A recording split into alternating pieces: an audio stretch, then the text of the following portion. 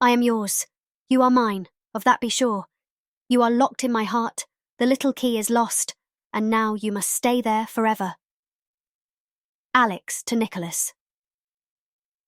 They first met at a family wedding in 1884, when Princess Alex of Hesse, later Empress Alexandra, was 12 and Nicholas was 16.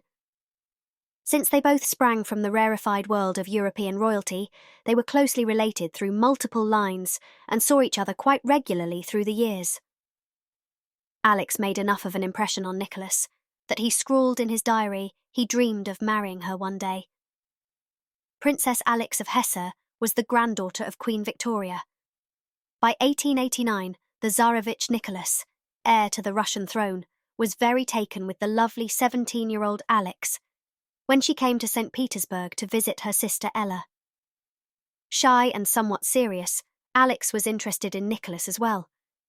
However, there were plenty of obstacles in the young couple's path to matrimony. For starters, the Tsar wanted his son to marry a French noblewoman and not the daughter of a minor German prince. Alex was also a devout Lutheran. Any bride of the future, Tsar would have to be willing to convert to the Russian Orthodox faith. Considering her commitment to her religion, it was widely assumed Alex would never agree to this, despite her love for Nicholas. So Alex returned to Germany, and Nicholas began a dalliance with a ballerina from the Imperial Ballet as his father continued his plans to find a good political match for his son. But Nicholas couldn't get Alex out of his head, and by 1892 was compelled to write in his diary, "My dream is to one day marry Alex. I have loathed her for a long time, and still deeper and stronger since 1889, when she spent 6 weeks in St. Petersburg. For a long time, I resisted my feeling that my dream will come true." Europe's royalty gathered in Coburg, Germany, for the marriage of Alex's brother in the spring of 1894. Nicholas begged his father's permission to propose marriage to Alex while still in Coburg. The Tsar was reluctant, but his son swore he would wed no one but Alex. The Tsar's health was declining despite only being in his 40s, so he ultimately relented. Nicholas wasted no time. He went to Alex's rooms and popped the question. The choice between her religion and her love was a torturous one for the young woman.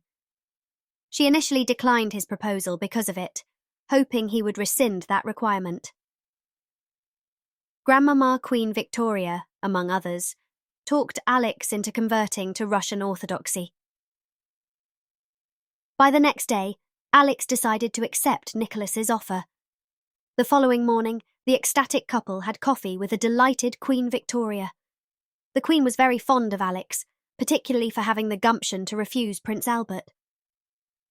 Victor's proposal, the eldest son of the Prince of Wales, despite the Queen herself pressuring her. At that point, she was already in love with Nicholas. Nothing would sway her to forsake him. In the end, Queen Victoria was very supportive of the match and enjoyed sharing in the couple's happiness. Nicholas and Alex were an oddity among royal engagements, a genuine love match. It may have reminded Victoria of her passion for her beloved Albert. Not long after their betrothal, the prospective groom's father, Tsar Alexander III's health continued to decline. Alex was summoned to St. Petersburg, and the couple kept vigil at his bedside with Empress Marie and the rest of the imperial family for 10 long days. Alexander III died on November 1, 1894, and 26-year-old Nicholas II became Tsar. The next morning, Alex was received into the Russian Orthodox Church. The new Tsar issued his first imperial decree, proclaiming his fiancée, the truly believing Grand Duchess Alexandra Feodorovna. Alex's first official royal entry into St. Petersburg was during Alexander III's funeral procession. The young couple was blindsided by the Tsar's sudden death, but they continued with plans to marry as soon as possible. Nikki and Alex's wedding was on November 26, 1894, a week after Alexander's funeral. The ceremony was a simple affair, out of respect for the recently departed Tsar. Alex wrote to her sister about the wedding, stating, Our wedding seemed to me a mere continuation of the funeral liturgy for the dead Tsar, with one difference: I wore a white dress instead of a black one. Nevertheless, the young couple was just happy to be together. As Nicholas wrote in his diary, "Every hour that passes, I bless the Lord from the bottom of my soul for the happiness which he has granted me. My love and admiration for Alex continually grow. There are no words capable of describing the bliss it is to be living together." By spring, they were expecting their first child. Their lives would end in tragedy. In 1918, Nicholas and Alex were killed at the hands of the Bolsheviks with their entire family.